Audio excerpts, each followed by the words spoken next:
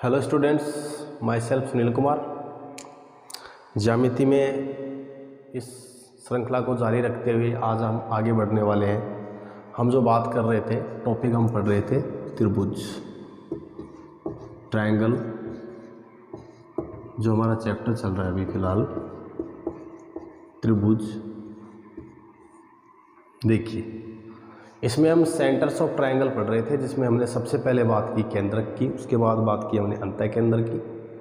आज हम अंतः केंद्र जो है उससे रिलेटेड एक प्रॉपर्टी पढ़ने वाले हैं, जिसे हम बोलते हैं अंतः कोणार्धक।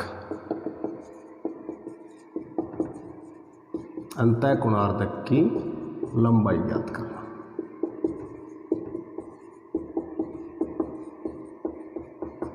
देखो,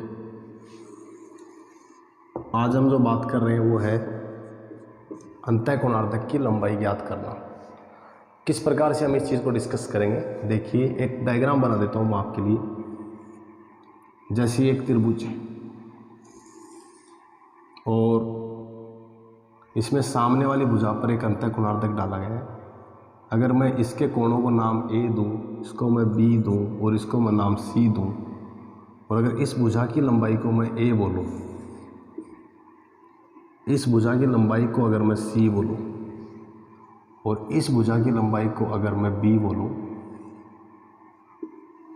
तो ये त्रिभुज की तीनों लंबाइयाँ जो मैंने आपको दे दी हैं A, B और C की फॉर्म में।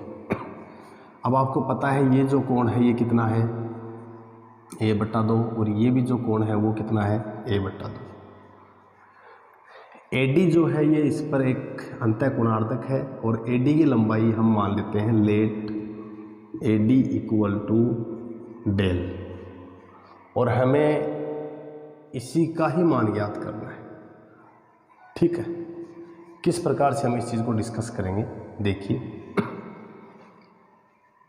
साइन रूल होता है एक, हमें नहीं पता हो मैं आपको बता देता हूँ। ऐसे अगर कोई त्रिभुज है और इसकी भुजा ये B है, ये C है, और ये कोण अगर A है, ठीक है, तो इस त्रिभुज का क्षेत्रफल जो होगा वो क्या होगा, 1/2 BC साइन A। ये कौन सा रूल होता है, साइन रूल। जब त्रिभुज की दो भुजाएं दी हुई हो, चाहे कोई सा भी त्रिभुज क्यों ना हो, और उनके बीच का कोण दिया हुआ हो, जो भुजाएं दे रखी हैं उन्हीं के ही बीच का कोण दिया हुआ हो, तो हम त्रिभुज का क्षेत्रफल कैसे ज्ञात करेंगे वो मैंने आपको इस साइन रूल से समझा दिया। आप देख लीजिए इसको। ये B है, ये C है, बीच में जो कोण है वो कितना है, A, तो 1/2 BC साइन A। तो देखो यहाँ पे आपको एक चीज़ दिख रही होगी कि ये जो कोण A/2 है, तो आप इसको ऐसे लिख सकते हो। देखो, एक त्रिभुज, पहले तो ABC का क्षेत्रफल निकालो। त्रिभुज ABC का क्षेत्रफल क्या होगा, ये भुजा और ये भुजा, इनके बीच का टोटल कोण कितना है। अगर ये A/2 है, ये A/2 है, तो पूरा कितना रहा होगा, A, और ये भुजा C है, इसकी लंबाई C है, इसकी लंबाई B है, तो इसको क्या लिखेंगे, 1/2 BC साइन A। ठीक है, ये आप ध्यान रखें, समीकरण 1 में इसको बोल देता हूँ। ऐसे ही अब त्रिभुज ABD, इसका क्षेत्रफल ज्ञात करते हैं, तो 1/2, ये भुजा C है, ये डेल है, और इनके बीच का जो कोण है वो A/2 है, तो C into del sine A/2, समीकरण 2। अब इसके बाद है त्रिभुज ADC, जो होगा 1/2, ये भुजा B है और ये डेल है, तो B इंटू डेल, फिर आएगा साइन, यहाँ पे भी कोण कितना है, A/2, क्योंकि अंतः कोणार्धक है वो दो समान कोणों में विभाजित करता है। अब हम जानते हैं कि इस त्रिभुज का क्षेत्रफल और इस त्रिभुज का क्षेत्रफल, अगर हम दोनों का योग करेंगे तो पूरे त्रिभुज के क्षेत्रफल के योग के बराबर होगा। बोले तो त्रिभुज A B C equal to त्रिभुज ए बी डी प्लस त्रिभुज ए डी सी। ये चीज़ आप ध्यान रखें, त्रिभुज ए बी डी प्लस त्रिभुज ए डी सी। ठीक है।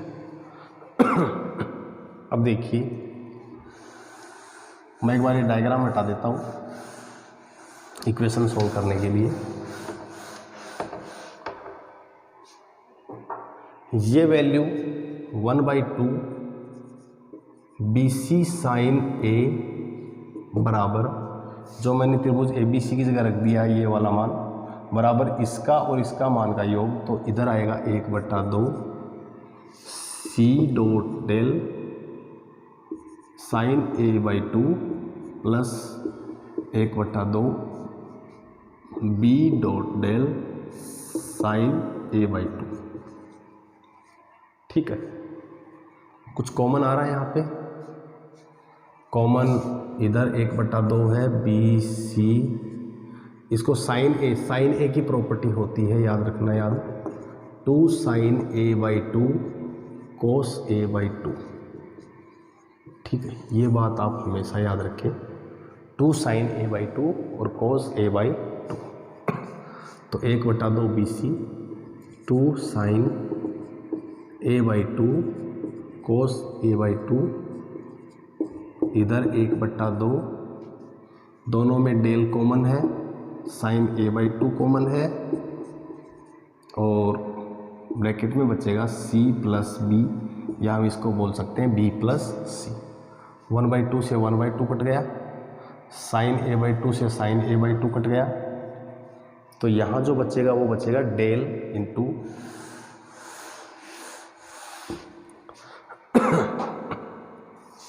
Del into B plus C equal to, ये आएगा बी सी 2bc कोस a/2। जैसे डेल आएगा वहाँ पे हम लेंगे इसको 2bc अपॉन बी प्लस सी, ये बी प्लस सी बट्टा में चला जाएगा, और इधर आएगा कोस a/2। इसको हम बोलते हैं अंतःकोणार्धक की लंबाई। तो ये चीज़ जो है इम्पोर्टेंट है, आरपीएससी के एग्ज़ाम में एक बार ये सीधा पूछा गया है कि त्रिभुज एबीसी में यदि एडी कोण, जो एडी है उसको डेल बता रखा था, जो मैंने अभी लिखा है, एडी अगर डेल हो और यह त्रिभुज का अंतःकोणार्धक हो जो कोण ए को 2 समान भागों में विभाजित करता है, तो इसका अंतःकोणार्धक की लंबाई ज्ञात कीजिए। ठीक है, तो हम इस प्रकार से इस क्वेश्चन को करेंगे। आगे हम इसी सिलसिले में और आगे बढ़ते हैं। देखिए कैसे, ये तो बात थी अंतःकोणार्धक की, जो किससे रिलेटेड थी, अंतःकेंद्र से रिलेटेड। अब हम आज आगे बढ़ते हैं चैप्टर में, परिकेंद्र और लंब केंद्र। परिकेंद्र, इसको हम इंग्लिश में बोलते हैं सरकमसेंटर।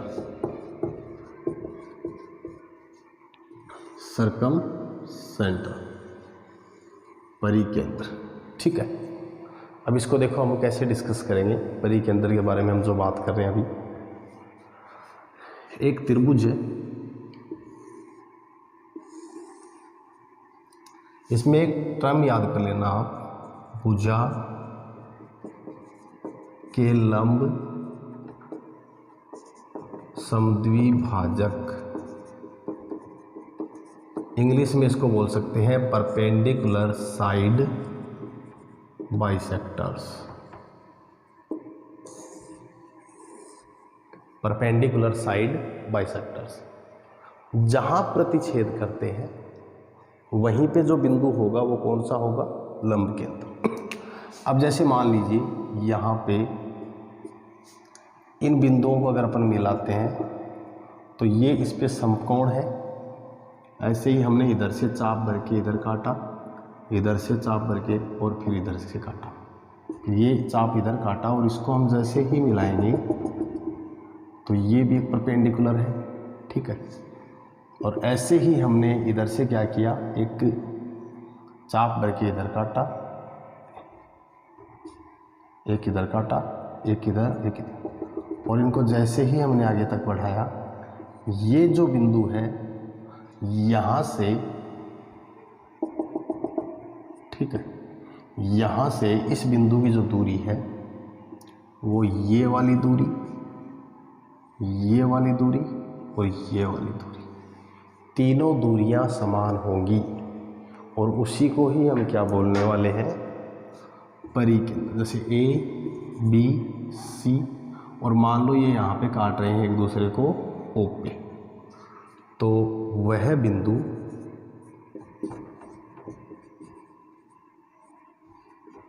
जहाँ त्रिभुज में भुजाओं के लंब समद्विभाजक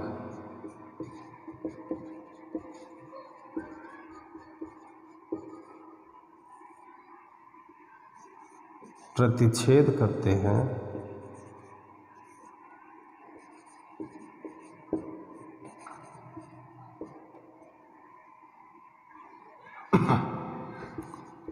परिकेंद्र यानी कि सर्कम सेंटर कहलाता है। और भुजा के लंब समद्विभाजक क्या होते हैं, जो कि भुजा पर लंब भी है और भुजा को समद्विभाजित भी कर रहा है, ठीक है।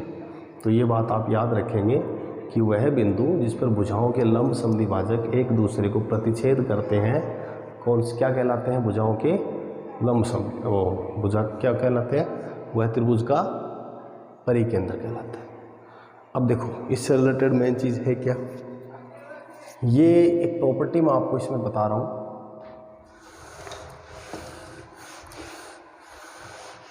इसी डायग्राम को देख लेते हैं अपन, आगे नहीं जाएंगे इसमें।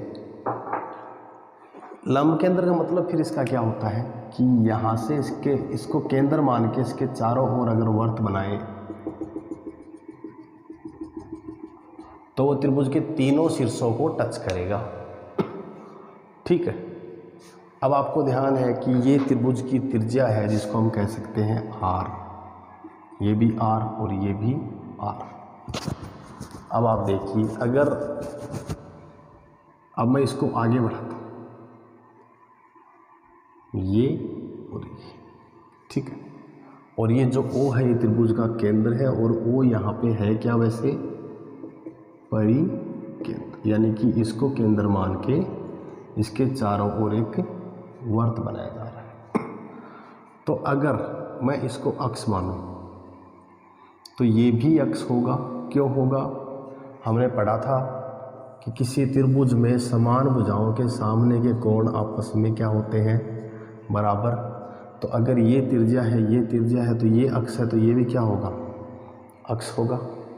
ऐसे ही ये त्रिज्या है और ये त्रिज्या है, तो ये अगर अक्ष है तो ये भी कितना होगा, अक्ष होगा। तो आप एक चीज़ नोटिस कीजिए कि ये जो कोण आ रहा है आगे वाला, ये जो कोण है, हमने एक बात और भी पढ़ी थी, किसी त्रिभुज की एक भुजा को आगे बढ़ाने पर बनने वाला बाह्य कोण इन दोनों अपोजिट अंतःकोणों के योग के बराबर होता है, ठीक है।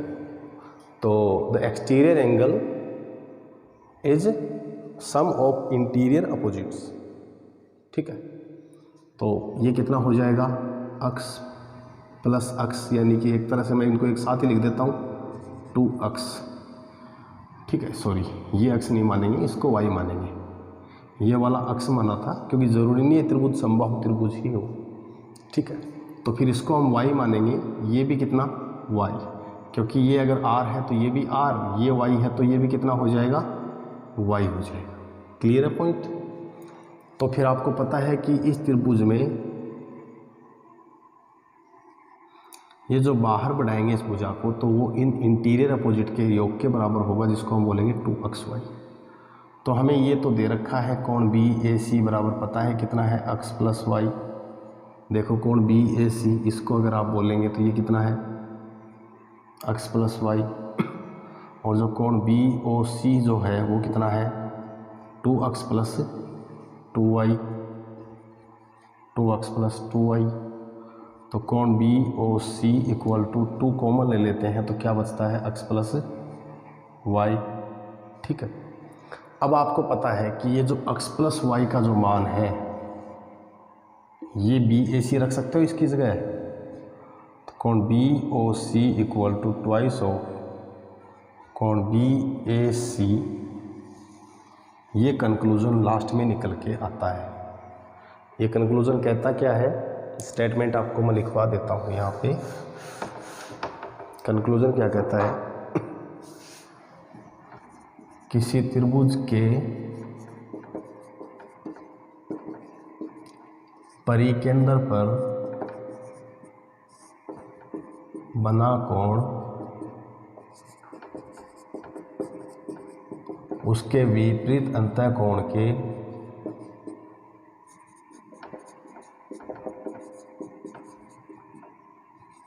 कोण का दुगुना होता है।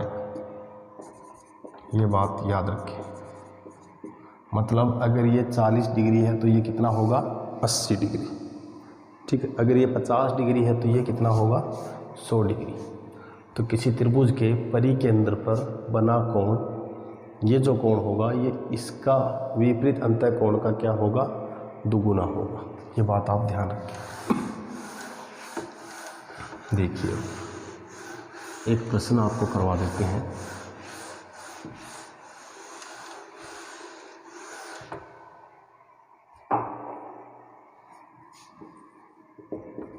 त्रिभुज ए बी सी में ओ बी त्रिभुज का परिकेंद्र है। यदि कोण बी ए सी बराबर 70 डिग्री हो तो कोण बी ओ सी का मान ज्ञात करो। देखिए, ठीक है, ऑप्शन है फर्स्ट 130, ऑप्शन बी है 110, ऑप्शन सी है 125 और ऑप्शन डी है 140। कैसे करेंगे हम, आप डायग्राम बनाइए। ये ए है, ये बी है, ये सी है।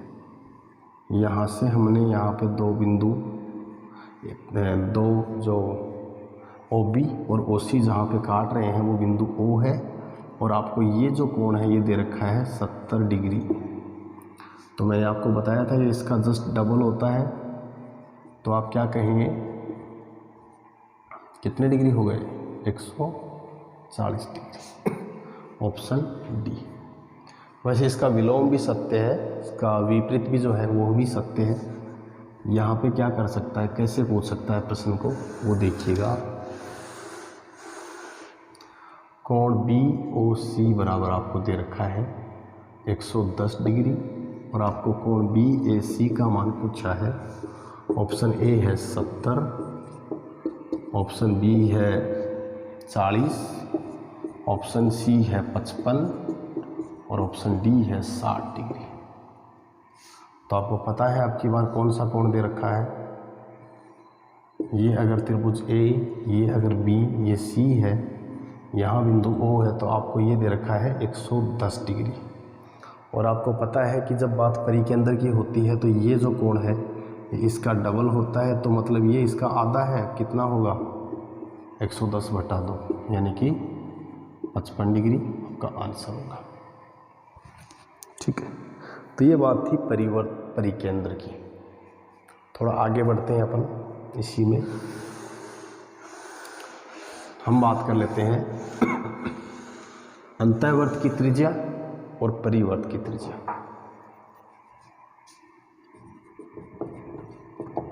अंतःवर्त की त्रिज्या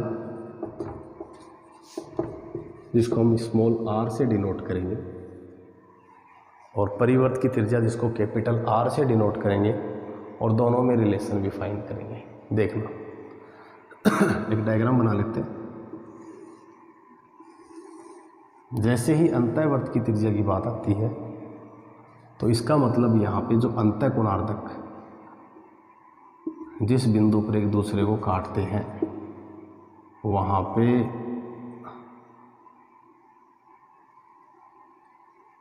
केंद्र मान के आई, इसको नाम देता हूँ ए, इसको नाम देता हूँ बी, इसको नाम देता हूँ सी।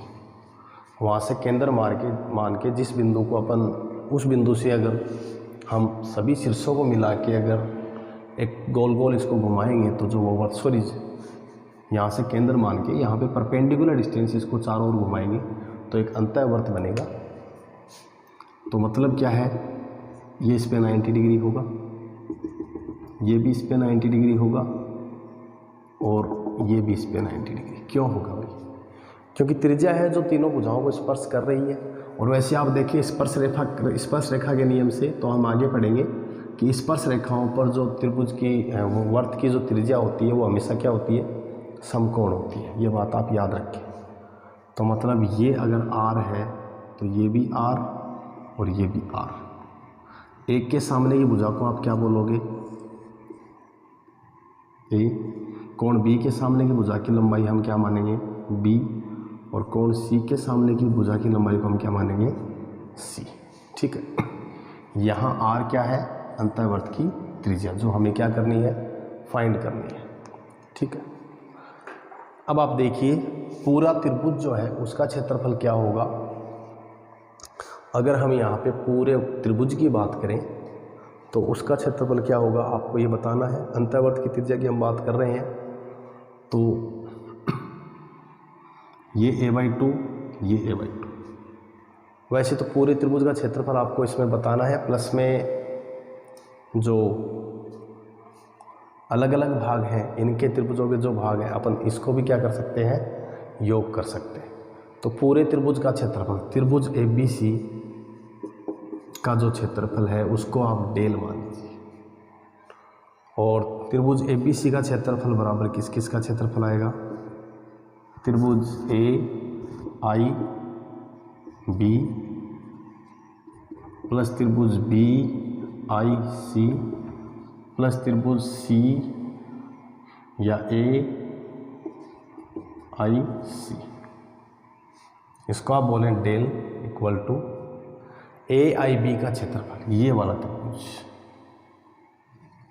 तो इसमें देखो आधार तो क्या हो गया, C। तो 1/2 इंटू आधार C। हाइट कितनी है, स्मॉल r प्लस त्रिभुज BIC, इसमें आधार क्या हो गया, A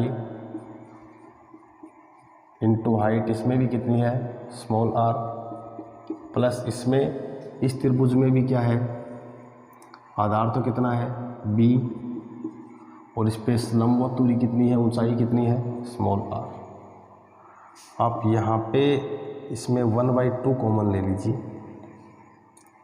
और साथ में इसमें r भी कॉमन ले लीजिए, तो ब्रैकेट में बचेगा C plus A plus B। ठीक है। तो आपको पता है पेरीमीटर जो होता है त्रिभुज का वो A plus B plus C होता है। तो जो सेमी पेरीमीटर है वो कितना होगा, A plus B plus C बटा 2। तो आप देखिए ज़रा कि A plus B plus C बटा 2 जो है, तो हम इसको del equal to R into S लिख सकते हैं। और यहीं से कंक्लूजन क्या निकल के आता है, R equal to del upon S, जो अंतःवर्त की त्रिज्या है। तो आप फाइनल कंक्लूजन क्या रखेंगे यहाँ पे, R इक्वल टू मतलब क्षेत्रफल बट्टा अर्ध परिमाप। किसी त्रिभुज के लिए आप क्षेत्रफल बट्टा अर्ध परिमाप निकालते हैं तो वो उसकी अंतःवर्त की त्रिज्या आती है। देखिए आगे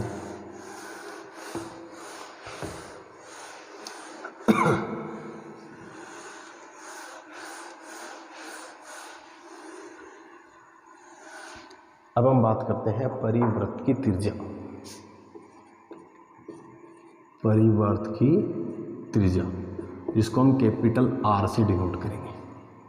अब आप बताइए ज़रा, परिवर्त जो होता है वो किन के इंटरसेक्शन पॉइंट से मिलता है। मैंने आपको थोड़ी देर पहले बताया था भुजाओं के लंब समद्विभाजक, मतलब हम ये कह सकते हैं कि ये जो रेडियस, ये भी कैपिटल आर है, ये भी कैपिटल आर है, ये भी कैपिटल आर, ठीक। और इसको हम बोल सकते हैं ए, इसको बी, इसको सी, ठीक है। इसको ए बोल सकते हैं, इसको बी बोल सकते हैं, इसको सी, और यहाँ से इस पर हम डालते हैं 90 डिग्री, ये बात। और ये जो है इसको मैं नाम दे रहा हूँ ओ। तो जो ओडी है ये इस पे क्या है, परपेंडिकुलर। अब एक बात बताइए, परिवर्त में नियम क्या होता था, अगर ये टोटल ए है तो ये 2a होगा क्या? मैंने बताया था आपको, अगर ये टोटल ए है तो ये नीचे वाला टोटल 2a होगा। अब आपको पता है ये अगर पूरा त्रिभुज देखोगे आप तो एक समबाहु त्रिभुज है जिसमें दो भुजाएं बराबर हैं, और आप इसमें जैसे ही परपेंडिकुलर डालेंगे तो ये दो कोण बराबर बराबर होंगे। जैसे अगर ये a है तो ये 2a होता है, इसमें से ये भी a और ये भी कितना a, ठीक है। अब आप देखिए ज़रा, इसमें आपको देखना क्या है, सबसे मेन बात, इसमें साइन आप ये प्रॉपर्टी लगा दीजिएगा कोट वाली कि BD tan थीटा बराबर क्या होता है। आपको पता है tan थीटा बराबर क्या होता है, यानी कि tan A इक्वल टू क्या होगा, अगर आप इसको क्या मानते हैं, अगर आप इसको 1/2 सॉरी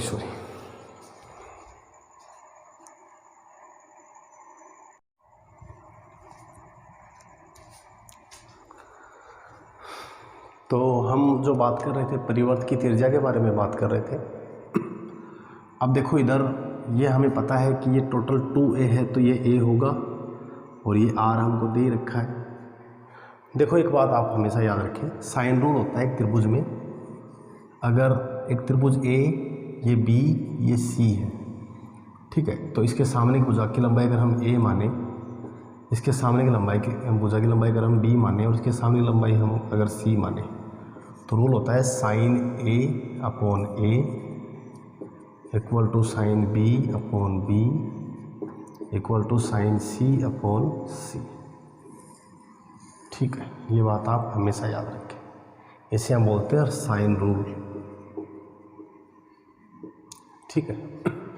तो देखो आप, अगर हम सिर्फ त्रिभुज OBD को लेते हैं तो जो sine A upon a/2 equal to, ये अगर 90 है तो साइन 90 अपॉन इसके सामने की भुजा क्या है r।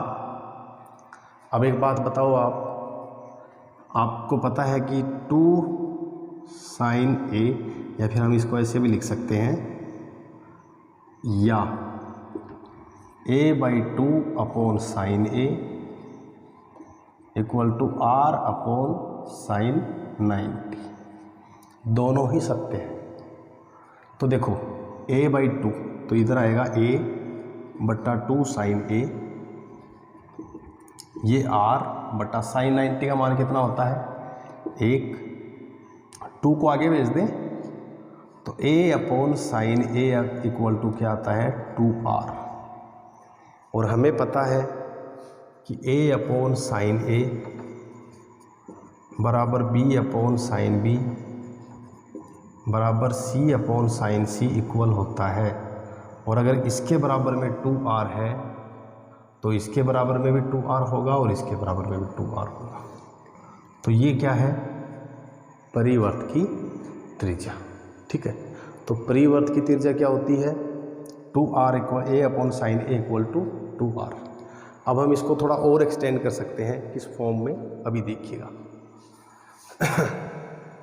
आपको पता है पूरे त्रिभुज का क्षेत्रफल जो आप बोल सकते हो, पूरे त्रिभुज का जो क्षेत्रफल होता है वो क्या होगा, यहाँ पे त्रिभुज बराबर 1/2 BC साइन A। पूरे त्रिभुज का क्षेत्रफल क्या है 1/2 BC साइन A। तो आपको पता है कि ये देखो 2 into del upon B C equal to क्या आएगा, साइन ए। मतलब आपने क्या कर दिया, पक्षांतरण कर दिया, साइन ए को एक तरफ रख लिया। अब वो साइन ए की वैल्यू यहाँ रख दो। इस समीकरण में जैसे ही आप साइन ए की वैल्यू रखोगे तो या इस समीकरण में आप साइन ए की वैल्यू रख दो तो देखो r equal to A upon sine a की जगह क्या रख सकते हैं, ये वाली वैल्यू। तो 2 तो है ही ऐसे कैसे, यहाँ आएगा 2 into 2 del upon B C जाएगा ऊपर, तो यहाँ आएगा r equal to A B C upon 2 into 2 4 delta. ये आएगी कैपिटल R को आप क्या लिखेंगे, A B C upon 4 del. ये है परिवर्त की त्रिज्या। अब अंतःवर्त की त्रिज्या और परिवर्त की त्रिज्या में रिलेशन भी निकालेंगे हम। क्या संबंध है अंतःवर्त की त्रिज्या और परिवर्त की त्रिज्या में, क्या संबंध है, हम बात करते हैं अभी।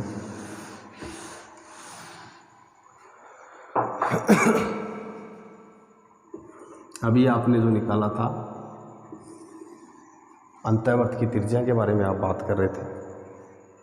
देखो यहाँ A था, यहाँ B था और यहाँ C था, और हमने परिवर्त की त्रिज्या के लिए जो डायग्राम बनाया था वो ये था, जहाँ से यहाँ पे हमने D डाला था और इसको नाम दिया था O।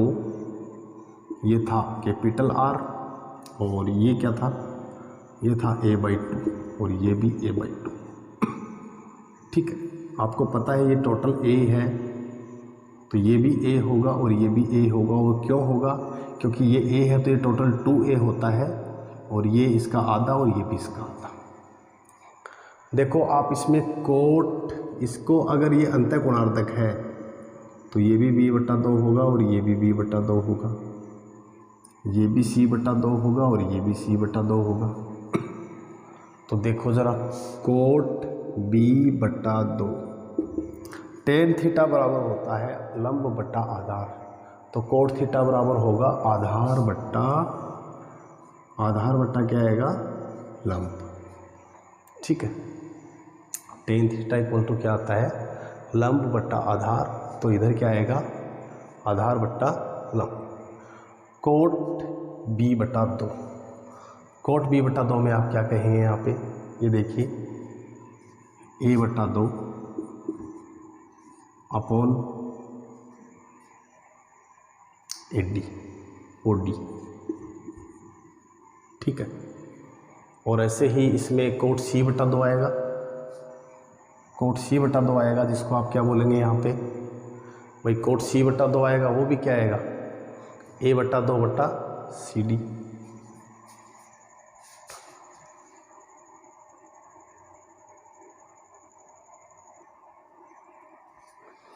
आगे की वीडियो में हम बात करने वाले हैं स्मॉल r का कैपिटल R से संबंध। देखिए हमने सबसे पहले क्या किया, एक अंतः केंद्र जो है, जो D है, सॉरी इसको नाम देंगे D, इसको नाम देंगे O। O क्या है, अंतः केंद्र है, और अंतः केंद्र से D पे हमने लंब डाला जो कि इसकी अंतःवर्त की त्रिज्या होगी। तो देखो कोट b/2 बराबर BD/R होगा या नहीं होगा। वैसे ही इस त्रिभुज में कोट c/2 बराबर CD बट्टा क्या होगा, R होगा। क्यों होगा भाई, क्यों होता है, क्योंकि अंतर जो कोट थीटा बराबर होता है वो आधार बट्टा लंब होता है, तो आधार CD है और ये R होगा। आप कोट b/2 समीकरण 1 और समीकरण 2 को जोड़ दीजिए, तो cot b/2 plus cot c/2 equal to BD/R plus CD/R, BD/R plus CD/R। Cot b/2 plus cot c/2 को आप cos b/2 upon sine b/2 plus cos c/2 upon sine c बटा 2 इक्वल टू, आप इसमें क्या कर सकते हो 1 upon are common ले सकते हो, जिसमें B D plus C D क्या होगा, ऐड हो जाएगा। और आपको पता है कि कोण ए के सामने की भुजा की लंबाई हम क्या मानेंगे, ए, सी के सामने की भुजा की लंबाई सी और बी के सामने की भुजा की लंबाई बी मानेंगे। तो आप यहाँ क्या कर सकते हैं, इसमें एलसीएम आएगा क्या, साइन बी बट्टा 2 साइन सी बट्टा 2, ऊपर आएगा साइन सी बट्टा 2 कोस बी बट्टा 2 प्लस साइन बी बट्टा 2 कोस सी बट्टा 2, और बराबर क्या आ जाएगा, B D plus C D का मान ए होगा तो ये आएगा ए बट्टा आर। अब ये जो फॉर्मूला होता है, ये कोस ए साइन ए कोस बी प्लस कोस ए साइन बी, ये होता है साइन ए प्लस बी का। तो ये फॉर्मूला हो जाएगा साइन बी बट्टा 2 प्लस सी बट्टा 2, बट्टा में साइन बी बट्टा 2 और साइन सी बट्टा 2 चल ही रहा है, equal to A upon R है। ठीक है, अब मैं डायग्राम हटा देता हूँ क्योंकि अब मैथमेटिकल एक्सप्रेशन है, आपको इससे जो इन्फॉर्मेशन चाहिए थी आपने वो ले ली है। देखो अब